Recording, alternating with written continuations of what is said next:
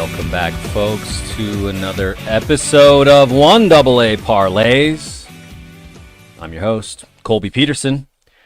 With me, as always, the one, the only, Montana Parlay. Parlay, good week last week, man. Continue to roll. Yeah, the Montana team set up the game of the century, if not 2 centuries. And Parlay's picks are now 6-0, baby. 6-0. So, there's a lot. I mean, there's just as much pressure on me as there is in the locker room of in Missoula and Bozeman right now. No doubt. Joking here. Come on, folks. Let's calm down a bit. But no, it's still it's a good run. It's a good run. Pretty good run. Especially if you take Parlay's advice from the last couple of weeks where he's saying kind of stack these, move those wins forward, invest in future bets. You're probably sitting on a nice little nest egg right now, sitting in the semifinals, waiting for Nashville in a couple of weeks. You got plenty of money to take yourself to Nashville, so you're welcome. Yeah, that's right. You did it right. Yeah. So let's see. I mean, we're down to 2 games to preview. So, I mean, I'm going to have to find things to talk about, which if you know me, it's hard for me to find things to talk about. All jokes aside, we're going to try to get out of here by, in 40 minutes or give or take 20 minutes. But let's, I don't know. Kyler wants us to talk about Eastern for an hour. I'd just punch myself in the face for an hour. It'll be so much easier. Yeah, I'd rather stare at your field for an hour than talk about Eastern for an hour. Okay. So let's talk about these games. Obviously, a lot of national exposure. You had Montana State hosting SFA Friday night. Yeah. You had Tarleton hosting Nova Saturday morning on ESPN. I don't know if I mentioned it. MSU was on ESPN the night before. Yep. You had the Grizz coming out hot against the Yotes on ABC Saturday afternoon, and then kind of lost in the whole thing was the red hot Redbirds of Illinois State. Yeah. Beaten down on the third Big Sky team of the day, so of the weekend, I should say. So yeah, let's start there. Obviously, I have a lot to say about the first game, so I'll let you go first. Did you watch Montana State host SFA on Friday evening? I watched a little bit. It's the holidays, right? So we're doing stuff, but it was a good game, I think. I was talking with the Rev a little bit, who was in Bozeman and enjoying the environment, enjoying the atmosphere that you guys had going. Like you said, it was the only game on television, I think, anywhere. That was the only football game on TV that on Friday night. And a nice showing, I would say, from the Jacks, right? Like, they went to Bozeman, which is a tough place to win in December. They played admirably. There were the Cats ended up pulling away, but like, if you're an SFA fan, you have nothing to hang your head over. That was a good performance against a legit national title contender.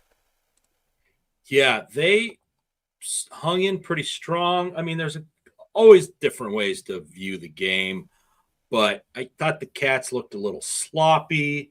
But if certain things bounce different ways, SFA would have been right in it. Cats did win by 16. They covered, but, there were times in the game where it was like, yeah. But the interesting thing was Cats had 12 penalties for 100 yards and I think 6 false starts in their own stadium. The weird thing was then SFA got called on 2 things that I've never seen called before or that I can remember. And I think, were simulating the snap count. So I know the Cats they looked sloppy overall against Yale. They looked a little sloppy Friday night. But I think something about the false starts was something that SFA was doing. And I meant to talk to Rev. Is he in the chat today? But yeah, they were doing something on the line. And I'll say this. When your team is focusing on things like faking the snap count, you get away from the things that matter and you don't win football games. So axe them and learn next year. Yeah, I mean, Kyler here in the comments talking about would SFA have been the fourth best Big Sky team this year, still make the postseason? Yeah, I think so. I mean, they were a good team, right? This was a quarterfinal team that played a solid game against a legit opponent. Nothing to hang their heads at. That was a good game on their part. Just came up a little bit short, which is what has happened to a lot of teams in December in Bozeman. Yeah, those Friday night games have been brutal for teams coming into Bozeman in the playoffs. Idaho last year, a couple of years before that, William and Mary, Bill and Mary, as we say. Yeah, that was a So the fact bad that showing for them. SFA came in and they, like I said, they were within striking distance a few times. But overall, I think the Bobcats kind of controlled the game. All right, next up, we had for some people a surprise. So if you watch the game, you kind of could tell who was the better team, and that's Nova upsetting another double-digit upset in these playoffs, coming out on top, 26-21 at Tarleton. Did you watch that one? Yeah, I did. I watched the second half, and there were some heroics. I mean, man, I really like that Gabales kid. I think he's such a gamer. He didn't have the most amazing game. You could say like, oh, 210 yards, Colby, like against the Villanova defense, like it's not bad. It's like, no, it's not bad, but I think not the game I think he would have wanted to have, right? Because if you go back and look at the numbers in terms of just like the stats, he probably would have liked to throw the ball a little bit more, probably would have liked to rush the ball a little bit more as well. But it's, I mean, an upset though, and I think that you put it right, Parlay, when we were chatting via text. You're like, Nova was just better that day. It was a little bit in doubt there. There was that play right at the end where, they had to look. They initially called a touchdown to tie the game, or what would have tied the game with an extra point, and then they looked at it and said didn't get the foot down, which was unfortunate because it was really kind of a bummer way to end the game. Because Yeah. they tried, but the game was essentially over at that point. Yeah, and that was one of those. Nova's got to be counting their lucky stars that they didn't have the Sac State camera crew in Tarleton. I mean, what's the name of this town again? But because it was one of those to naked eye, it looked like a catch. It looked like, the 1 foot down rule in the college, but every camera angle showed he did not. That defender, props to him, got him out of there. They no longer have the push out rule.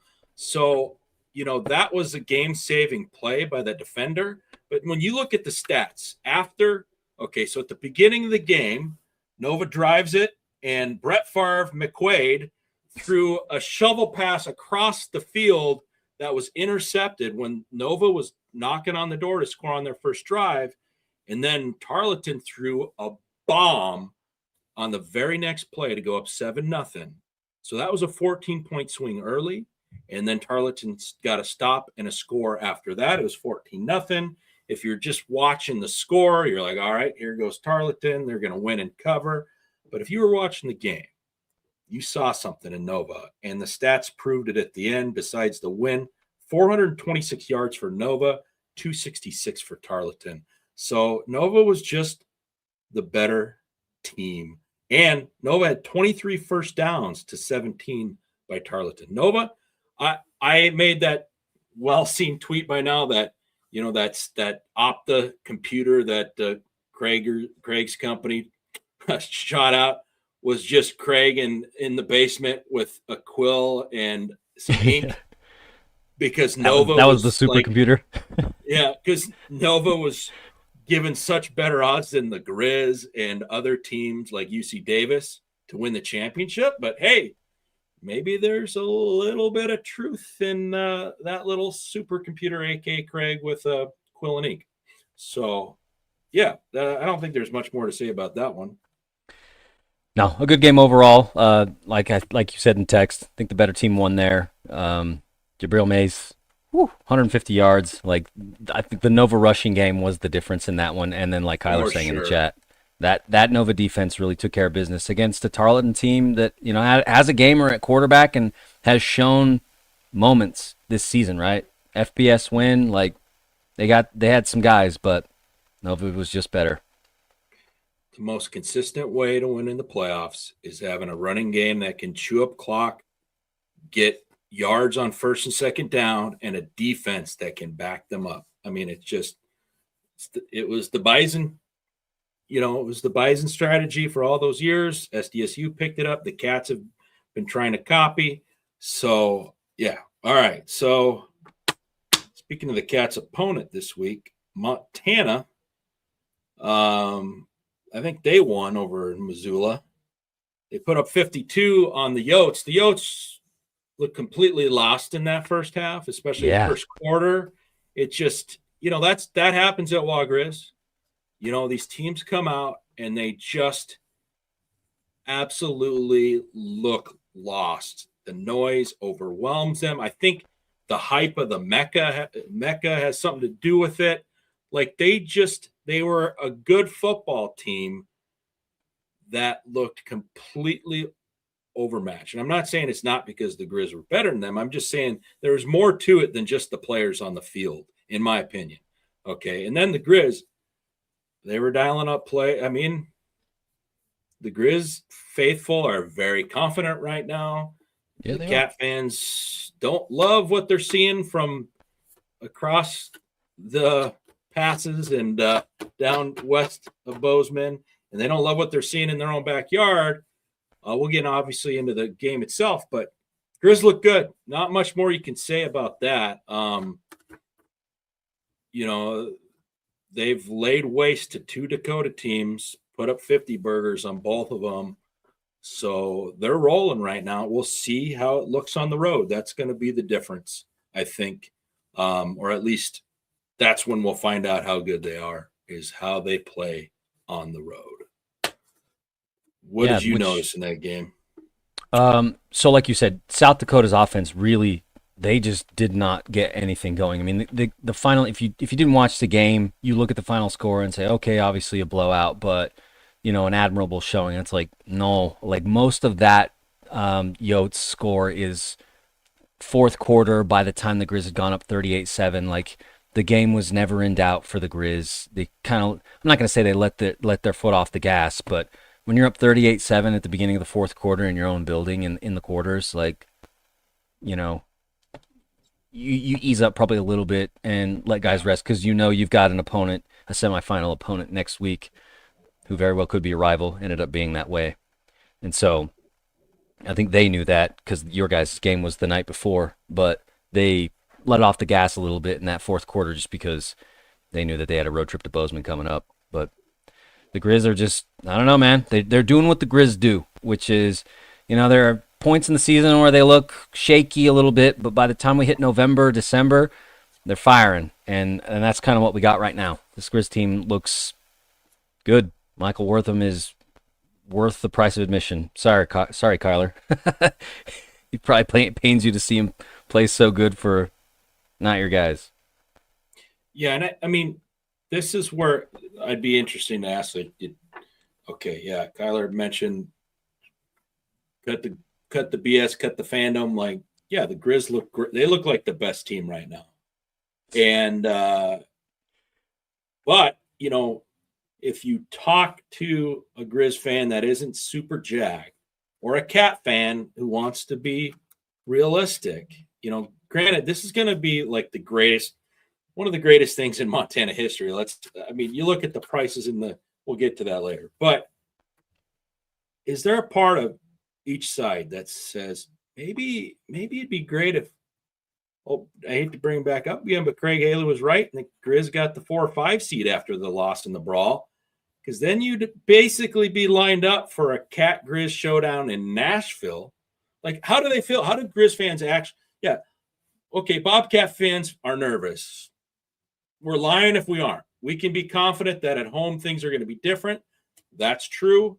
It'll be interesting to see how Ayat adjusts on the road. That can be true, but you can not be nervous about how good the Grizz look. But on the other hand, this is like the de facto championship. And, Nova's probably sitting there like, hey, Rittenhouse and ISU's sitting there like, hey, come on, guys. But, I mean, is there a part of Cat and Grizz fans everywhere that says, maybe it's too bad we're not on opposite sides because, gosh, we could sell out Vanderbilt. Look at how many people want to go to Bozeman this weekend. How many people aren't going to be able to go to Bozeman?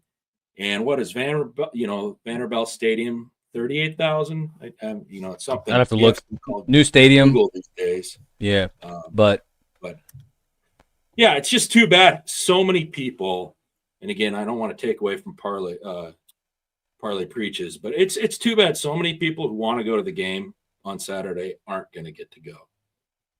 But I'd say that's good, right? Like that's good for the subdivision. That's good for the sport to, like I was talking to some guys at work today about just the stark difference between the Frisco Bowl and the national championship game and how the Frisco Bowl for the FBS is dead.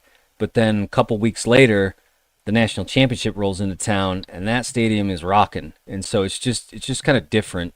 And I think it's good for the subdivision to have a game like this because I can't remember who said it on Twitter today, but the prices for this game are greater than any bowl game this weekend anywhere. Yeah. And that could be true for the rest of the college football season at any level. I mean, the national championship and the national semifinal at the FBS level probably won't get the ticket prices that Cat Grizz 2.0 are going to get. So, all right. On to the game of the I want to point this one out here. Repeating that offensive performance 3 weeks in a row, highly unlikely. Things change when you leave the friendly confines of Wash Grizz. True, and I think this is going to be the most intimidating environment that the Grizz have experienced this season. They spent a lot of time at Wash Grizz this year, man. 8 home games plus the playoffs. So I'm glad Brian brought that up because I had a thought earlier, and it's a question directly for you, Colby. Has there been a time in playoff history where the Grizz put up more than 50 points, more than 60 points, more than 70 points at home, and then lost on the road the next week? I don't know. Oh, come on, Weber, dude. Yeah. So they lost to C-Law and then SLU, or they put a 70 burger on them, and then they came into Ogden. And it was a grind, right? I mean, what was the final on that game? 17-10, I think, was the final on that game. Just like, and weather was a factor in that game, right? Like I was there that night, and like when that game started, it was a mess. Like it was slush everywhere. It was like, man, no one is going to be throwing the ball tonight. Unfortunately, they did throw the ball if you were a Grizz fan, and they got picked off 5 times because of it. But that was an absolute defensive grind, right? But like you said, the week before, absolutely handled an SLU team that's a high-flying offense, but Grizz were just better. And, of course, Pat's performance and all that stuff. But it just shows that, hey, things can change easily. The Grizz could get better this week. The Cats could get better. Both teams could get worse. Either way, it's going to be a hell of a game. All right, we're going to talk about that one more, of course, but we'll save it for the pick segment and the preview segment. But Illinois State. Yeah, you want to talk about the last one here? Davis. Illinois State might be feeling like they're being overlooked. The team that knocks off the Bison, the team that dominated the Bison in the box score. They had that amazing come from behind in the last 2.5 minutes victory, but in the box score, they absolutely dominated the Bison. And yet, not a lot of people are talking about them. Not a lot of people believe in them. If you look at the supercomputer or the futures, or even this weekend, they are not the favorite at Nova, even with a tremendous road record. So there was 1,065 total yards in this game. Yeah, Saturday. Like, dude, Davis, they moved the ball a lot, right? A lot. They just couldn't score. That's what it boiled down to. 2.5 quarters of not scoring at home in a playoff game against another team that put up over 500 yards. They both did 500 yards. You're never going to win a ball game going 2.5 quarters without scoring in a game like that. ever. So, yeah, that's just too bad for the Big Sky, but hats, tip of the cap to Illinois State, their coaches, Rittenhouse, everyone else. That running back, gosh, please pick me up here, Golby. But, I remember I was watching the game. I haven't followed even the Valley as much as I normally do. No, you're But talking about Dawson, yeah. So 148 yards on 29 carries. correct me if I'm wrong, but they had another starter that got hurt. So Dawson now gets all the carries, and he's taking full advantage, and he looks like an absolute stud. Yeah. So that, again, good quarterback play, good running back. Defense comes up when they have to. The defense that held the Bison to, well, they gave up 500 yards to Davis, but they held the Bison to 160 yards in Fargo. So, again, we talked about this last week. Yeah, the winner of Cat Grizz is going to be favored by 8.5 or more, maybe 10 or more. But I think it truly is a situation right now, and which hasn't been the case, I can't remember when, where all 4 semifinal teams have a legit chance at winning the Natty. A legit chance. Yeah, it's fun, right? One more thing I was going to say on this Davis game before we move on to Parlay Preaches. So Pinnock had a great game. Like we said, they ended up not being able to score, and that was kind of their downfall. But 400 yards that day, 3 touchdowns. I mean, did he lock up the Jerry Rice Award, or is that going to be awarded elsewhere? When do they actually submit votes on that? This is where I don't know. I'm off as a dingbat, but yeah, he's looked really. I mean, he's looked really good all season. But Jerry Rice, I would say he has it without. Again, that's not my forte, is following all the conferences, but I think he deserves it. Yeah, if he's not at least a finalist, it's broken. Sure. Because it's a great performance from a good young quarterback who's probably going to, unless something crazy happens, will probably be in Davis for a while, unless he gets poached, which is the way of things in the NIL era. Okay, so I think that's enough preview. We might even have to cut our picks, short and sweet if I can. All right. I know I'm the yapper here, but well, let's give you a little bit of time. Let's give you some time to yap. All right. Well, I don't think anyone says this anymore. Full stop. It's annoying when people say that. But obviously, when 75,000 people want 21,000 seats, you cannot make everyone happy. You cannot be totally fair. You cannot be totally equitable. But you could have done things better. That's number one. Okay. The fact that you announce a general admission, a pre-sale, and then take that away from people. Yeah, you could argue reward season ticket holders, and I agree. But not having anything available for the general admission is unbelievable. Okay. That's not, and you could have taken from the Savannah Bananas. They've got a pretty good model. They are anti resale tickets, which I think at some point we need to rise up together, because this is getting out of control. These resale outfits, the fees, the just, everyone's seen the prices by now. Okay, everyone's seen the prices. I know SeatGeek might be better than some of them out there with the fees and the hidden prices, but it's still getting out of control. What it does is if you got someone with a ticket, can you blame them for selling it for $2,000? Now, I wouldn't. If you're a true fan, I believe you shouldn't. But sometimes life happens, and if you have an opportunity to make $2,000 a ticket, it is what it is. So I come back to this thing where things could have been done better. You can't please everyone, of course, until we all, as Bobcat fans, get on board and donate, and we build a 30,000 seat stadium. Even then, the biggest realistic stadium for the regular season isn't going to fill the demand of the first ever Cat Grizz playoff showdown, especially when it's the semifinal, and especially when XDSU loses on the other side. So, giving out double the allotment to season ticket holders.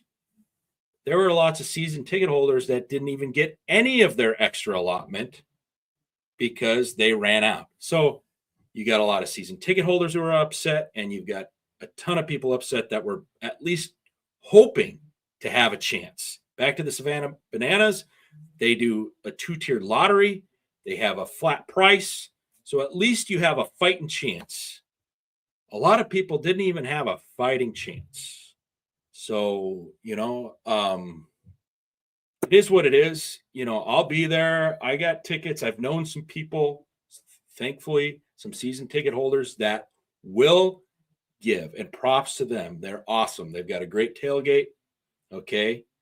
Mark and Troy, DM me. We can meet up, hang out in Bozeman. But those guys, I'm forever grateful to them. But, we've known each other for 20 years. I go to games. This is the fourth semifinal I've been for the Bobcats. So I've put in my dues, but a lot of other people who put in their dues won't be able to be there. And, there's not a lot we can do about it, but we could have done is a little bit more, just a little bit more. And screw the secondary ticket market.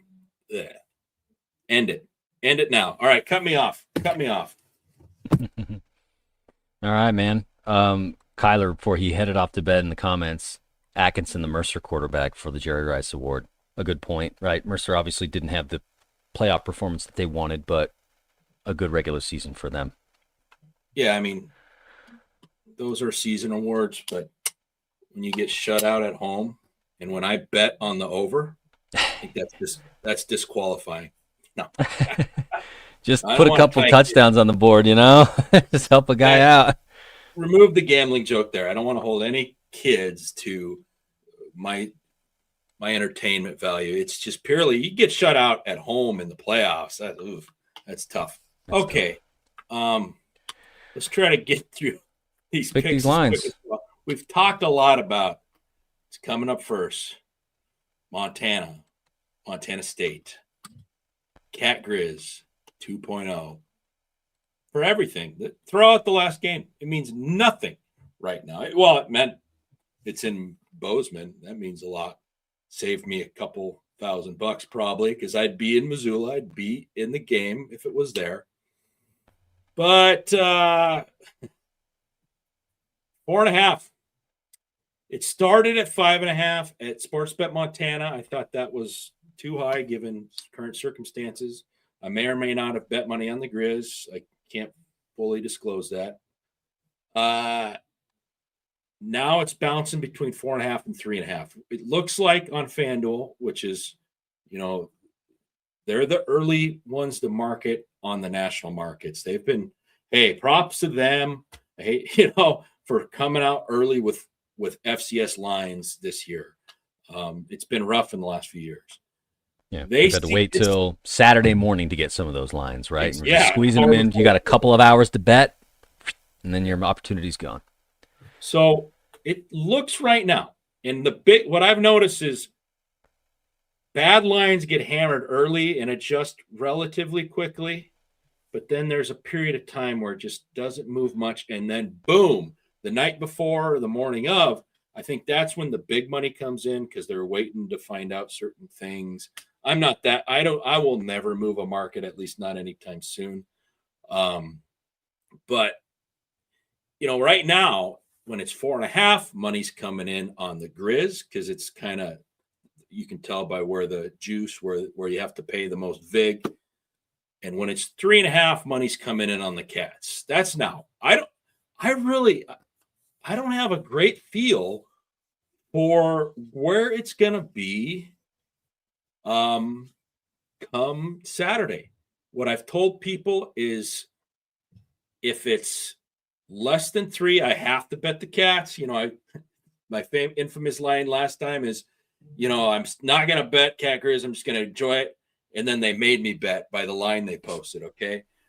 If it's over 6, I have to bet the Grizz. Well, Yeah, 3 to absolutely. 3 to 5, it's a coin flip, right? It's just, Cats could still win at home, but there's a lot of ways the Grizz could lose by 3, 4, or 5.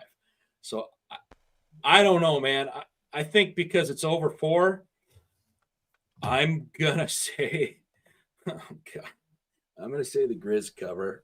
Cats win by 3 again, maybe 4, but Grizz cover 4.5. So that's where I'd go. On this one, man, the way Montana's been playing, obviously they got to go on the road, and that's a different sort of thing. It's the rival, you're in the rival's building. But, man, Grizz at 4.5 or more looks really, really tasty. So that's the way I'd go right now. Now, what do you think the over-under? That one opened 59.5 in Montana. It opened at 58.5 with money coming in on the under. So I may or may not have under 59.5. I did on the Brawl 1.0, and 59 points were scored, and I ran. And now I'm thinking, wait a second, why did I bet that under again? But I was on the right side of it because now it's at 57.5. So money came in on the under. And what do you think about 57.5 right now? Oh, man, it's tough because the Cat offense has not looked amazing the last couple of weeks, right? Whereas the Grizz have. The Grizz offense hasn't. So it's sort of like they put up 52 on a good South Dakota team last weekend. So 57.5 looks a little bit scary. Obviously, like this Montana State team is not that South Dakota team. So I don't know, man. I'd just stay away from me. I don't want to touch that bet. If it were higher, like you said, if it was like if I had gotten in like you on like 59.5, maybe I bet the under, right? But at 57.5, like I could see it going either way. I could see it just being an absolute grind, not a lot of points, punt fest, and the under is easily achieved. Or maybe it's the opposite and we get touchdowns all day and you just blow past the over and you lose your money. I don't know, man. I'd stay away. I'm not touching it. So I would like the correlated parlays here because I think if you're a Grizz fan, if you believe, or if you're one of those Cat fans who just wants emotional hedge or just doesn't believe in your team, Grizz in the over is a good parlay. Because if the Grizz win, it's going to go over. Because their defense has looked a lot better, but I don't think they're going to keep the Cats under 27 on the road, 28, 27. And if the Grizz win, obviously they got to score more than that. So that's, they're going to – I think if the Grizz win, both teams are over 30. That's my opinion. Okay. If the Cats win, it's going to be partially because the noise hurts the Grizz offense. It's going to be, they come up with big 3rd and 4th down plays to keep the Grizz offense out of the end zone. So the Cats win, there's a much better chance the under hits. So those correlated parlays, if you want to play the over-under, parlay it with your team. And if you like the Grizz, go over. If you like the Cats, I'd lean under. Okay. So, right. Man, I think we talked about this game a lot in the recap. I don't know. There's so much to say about it, obviously. We could have a pod every day as a Bobcat fan about this game. So I need to kind of tie things up here. It's hard for me to focus on work this week. Let's leave it at that. Fair. Brian says, Parlay, let him know when you get to the tailgate lot, come by and say what's up to him. I plan on being, I don't know if they want me saying the tailgate lot number here, but at Montana Parlay on Twitter, hit me up there. Leave a comment on the YouTube video. We'll get into that. We're going to do a charity thing here before I'm done. But, hit me up Twitter or here, I'll DM you. We can meet up at tailgate. I plan on getting there no later than 10 o'clock. Yeah.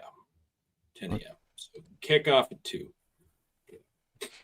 All right. The other game of the week, Illinois State taking a trip to Philadelphia, take on Nova. I mean, this is Nova's first semifinal since the 80s, right? Nova getting minus 1.5 at home. Over under set at 53.5. Parlay, what do you like? Ooh, it's one of those where I picked UC Davis last week. I just figured Illinois State's traveling. It's tough. Yep.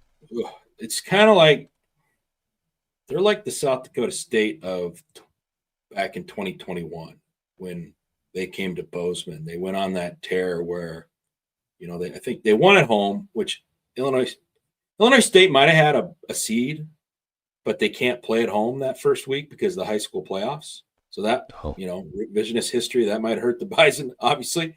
But then after that game in Fargo, they had to go to California. And now they've got to go to Philadelphia. And South Dakota State, they won at home. Then they had to go to California, I think played Sac State. Then they had to go to Philadelphia to beat Nova. And then they had to come to Bozeman. So obviously, to lead into a joke prop I've got, playing in Philly against Nova is nothing like playing in Bozeman against Montana State, crowd-wise, stadium-wise. But you still got to travel the miles. And here's a prop bet. We'll get to the picks in a second. Will there be more people at the Nova game at, 5:30 Central, whatever. Okay. More people at the Nova game in the stands, kickoff time, or more people at the R bar after the Cat Grizz game? Kick will be 6:30 Central on that game. Okay. So, all right. All jokes aside, oh gosh, it's tough to bet against or pick against Rittenhouse and the Birds, but I'm going to go Nova at home. They looked so balanced, and they're at home. Yeah, it's tough because I've doubted Nova the whole way through, and every single time they've proved me wrong, right? And so it's like, here we are. But Illinois State has been, oh man, they've just been the giant slayer in these playoffs, man. And so it's hard to also choose against them. I guess the only thing that would maybe be in the back of my mind was the fact that they did give up 700 yards to that Davis offense last weekend. And they were lucky enough that they were able to pull that one out. Sort of like the 5 interception performance. In spite of that, able to win in Fargo and pull out a stunning upset. So, oh man, this is probably a harder game to bet, I think, than Cat Grizz, where there's a little bit more favorable margin. I think I'm kind of leaning your way. I think if I'm gonna take Nova at home because they've just proved that they can prove me wrong. So, and I'm obviously rooting to see Illinois State make this insane run to Nashville, but probably Nova will prove me wrong and say, yeah, they'll pull it out. And being at home matters, I think, in this one. Agreed. So we're on. Or maybe it doesn't. Page. Illinois State doesn't seem to care. Yeah. They'll win on the road. They don't care. They don't care. So I don't know, man. It's tough, but I guess I'd take Nova at home when maybe my heart's only half in that pick because Redbirds have shown that they are not afraid of the road. Yeah. So okay, futures, man. We're running out. We're running long on time here, but I'll quickly go through them. All right, and we'll try to keep it quick. But MSU's down to minus 105. That's not a good bet. If you like MSU, just bet them each game, even the last two. U of M plus 230. It's okay, right? Not bad. I may or may not have gotten them at plus 650 last week. Emotional hedge or great value? You decide.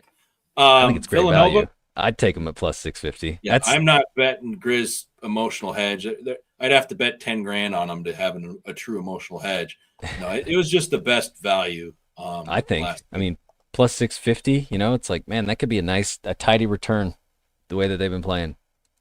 Nova 550, 5.5 to 1. They are very balanced. I don't know. Simple, but they're very balanced. I think they're well coached. They got a guy on the staff, I believe, that beat Bobby in the national championship before. So I don't know.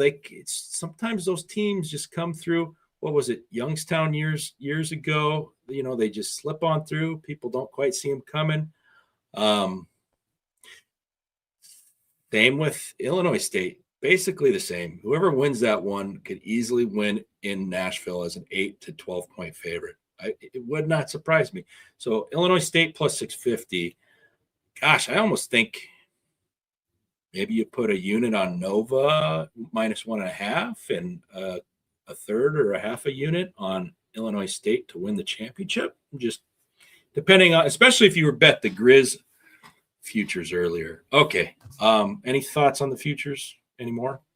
So I'm kind of with you. I'd consider half a unit on Nova, right, or half a unit on Illinois State because pick who you think is going to win that game. Whoever wins that game has a very serious chance of performing well in Nashville. I mean, because either way, either of those teams are having incredible runs in the playoffs that they haven't seen in a long time. So you shouldn't feel bad.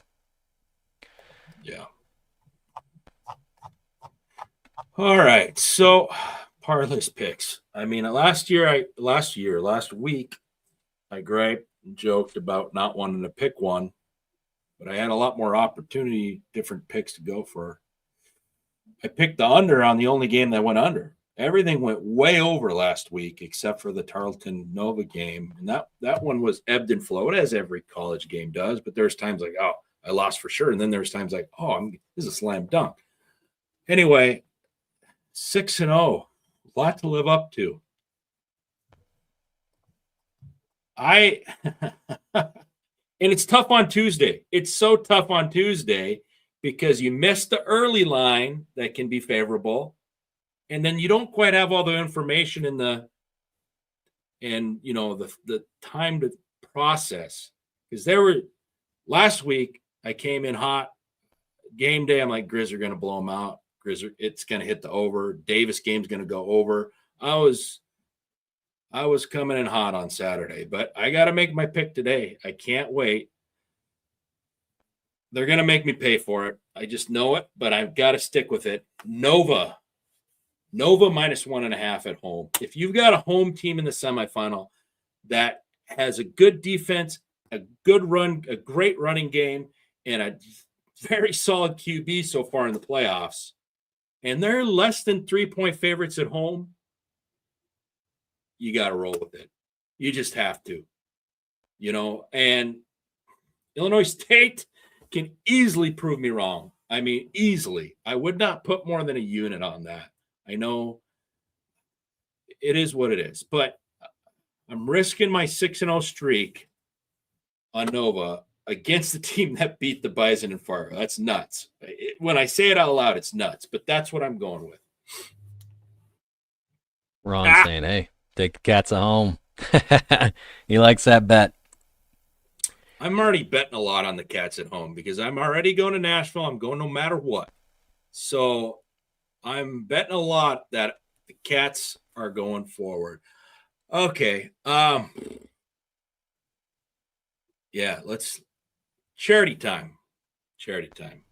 Holiday spirit, Christmas time. I did something last year that was, we got it done. The ticket thing was a lot of work. So I'm going to do something that could even be more complicated, or it could be easy. That's up to you, the viewer, you, the fans. Thank you again for tuning in. All right. So here's what we're going to do. It's going to be for the Bozeman and Missoula food banks. Don't say I'm just a nasty cat fan. But let's start with this way. Grizz fans, earmuffs. Okay? Grizz fans, earmuffs. But everyone else, cat fans especially, but everyone else, now that the Bison are out, we all know who the evil empire is, right? So everyone else who's a fan of FCS, I'm sure you'll like this little caveat, okay? If you comment on any of my posts on Twitter at Montana Parlay, okay, any post from now going forward, and I know that you're following me, I'm going to give $5 to the Bozeman Food Bank, okay? Everyone who says FTG or comments a Billy Idol GIF, okay? Billy Idol GIF or FTG, All that's right. $5. Every single one I will give to the Bozeman Food Bank, okay? And if you can prove that you also gave, all right? If you also can prove, I don't care if you gave $5, $10, $100, don't let me limit you. You know, I'll post a link in the chat right now. I'll post it on Twitter. I'll post it on the YouTube comment. I'll triple that. So $15, okay? I'm going to be doing a lot of math. You don't worry about it. Don't worry about it. Don't worry about it. I'll do the math, okay? Someone can follow me, Grizz fans can check me, all right? So here's where Grizz fans, I'll come in for you too, all right? If you, Grizz fans, if you comment SGS, and if you listen to it, I'm not going to say what it is. You can probably guess. SeatGeek sucks. Just put SGS anywhere. Grizz fans, that's $5 to Missoula's food bank. Okay, so I'm going to cap it. You know, we'll say, let's just do this. Say $400. You know, so hey, Grizz fans, if you come out SGS and I see you're a Grizz fan, and you put, I don't know how I'm going to tell your Grizz fans. You can tell I really thought this out. But if there's more SGSs than FTGs and they come in earlier, I guess I'm going to have to give more to the Missoula Food Bank. So CAF fans, don't let me do that, right? Don't let me do that. But let's all get in the holiday spirit. You know, number one, follow me on Twitter, comment FTG, Billy Idol GIF, Grizz fans, you know, or people who can't get themselves to say FTG, comment SGS, throw me a follow. I'll give money. Both food banks, they need a lot of help these last few years. Well, every year, but especially now. People are struggling out there. Let's give back. All right. Prove to me that you donated. DM it. Post it publicly and at me. Comment it. You can do this. If you don't have Twitter, wait till the YouTube is posted officially. Comment in the YouTube comments. I'm going to honor everything. FTG, Billy Idol GIF, SGS. All right. I'll put the directions out in writing on YouTube and Twitter. Don't worry about it. So let's spread the holiday spirit, people. Let's do it. Let's take care of these communities, because it's not all about football. I mean, it's going to be Saturday at 2:00 Mountain Time, but you know, this time of year, it's not all about football. Was that An too FTB complicated? get you? Was that too complicated? No, I mean, because I know what I'm gonna do. You know what I mean?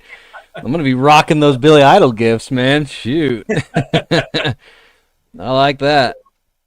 But yeah, And what's an I'll prove. FTB get you? That I don't know. yeah, For you the know. Bobcats? Yeah, for the Bobcats. Yeah, that's what it means. Yeah, sure. Oh, Ron's getting his in early though. He's already got his FTG in the chat. He's already in. Yeah, make sure it's on the actual YouTube comment. All right. So when the video is posted, if you're not a Twitter person, which I don't blame you if you aren't, I wish I wasn't. But if you're not a Twitter person, X person, you know, whatever, then do it on the YouTube comments after the video is posted. I love you guys in the chat. Thanks again for showing up. Yeah, FTG, of course. But do it on the actual YouTube comments. And again, I will post it. I will post the links. Hell, I'll do it now. But I'm going to post it on the actual YouTube video. I'm going to post it on Twitter. So at Montana Parlay, I've been yapping enough. You know, I could go all night for this game. I think I could go all the way until my flight leaves Friday morning. I'm amped, ready to go. Put me in, vegan. I'm ready. Ready. I believe. All right, folks. Make sure you take advantage of Parlay's this contest. It's a good cause, like you said. Food banks in both cities helps out those who could use a little extra during this time of year, especially. So do what you can. Parlay, any final thoughts before we close this one out? Again, if you're in Bozeman, drop me a line. We'll see if we can meet up and go Cats go. All right. For me, I mean, we're just happy that we got a brand new head coach in Ogden today, man. And so I'll be watching on Saturday, though. This is going to be these semifinals, I think, are really good because I think in the past we've had semifinals that were very, very lopsided, right? Like think about 2019, right? Your team and mine. I think that we both sort of knew that the end of the line, right? Like neither of our guys are going to Frisco. You know, the semifinal was the peak, and that was it. But this year's different, man. I mean, really, any of these four teams could win on Saturday and punch their ticket to Nashville and be the first team to represent the FCS in Nashville for the national championship game. So, fun time for the subdivision. This is going to be a great semifinal. Really looking forward to it. Parlay, travel safely. Enjoy your flight. If you folks are in Bozeman, make sure to say what's up to Parlay. Hit him up on Twitter. Send him a DM. Send him an email. montanaparlay@gmail.com.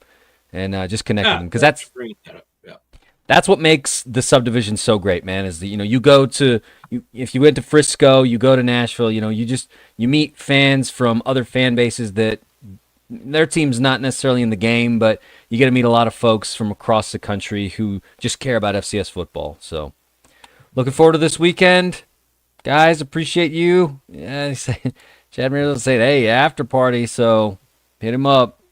Parlay will let you know where he's at. All right, man.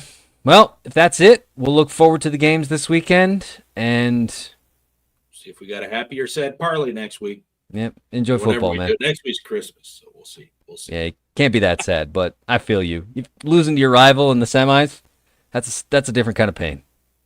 All right, fellas, we'll see you guys. Enjoy the games.